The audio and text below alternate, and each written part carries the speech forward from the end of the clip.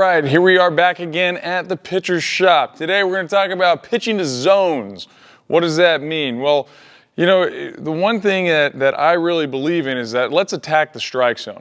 I think too many guys get into trouble because they believe that they have to hit that target perfectly. And I mean, if that catcher's setting up on the black on the outside corner, they think that they really have to hit that spot. And if they miss that spot, then that's a failure. Well, it's not, okay?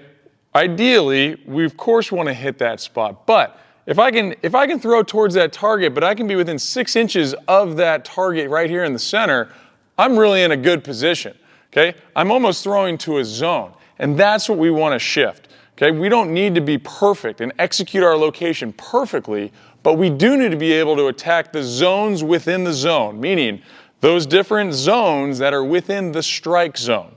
Okay, so I know there's no strike zone here, but if I had a box like this, here's your strike zone, 1 quadrant, 2, 3, 4, all right? And think of those as 4 different zones that we're trying to command. Major league pitchers are executing their location perfectly less than 22% of the time in games, okay?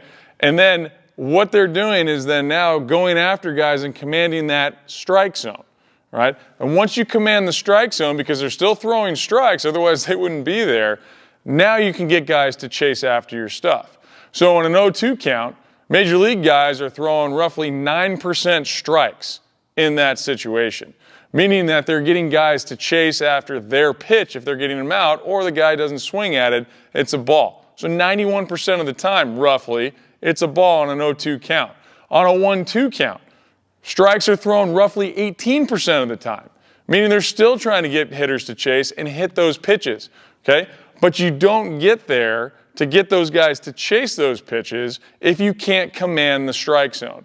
So the most important thing is go right at guys, throw that ball over the plate, let them swing at it. We want them to swing, let them hit it. That's okay.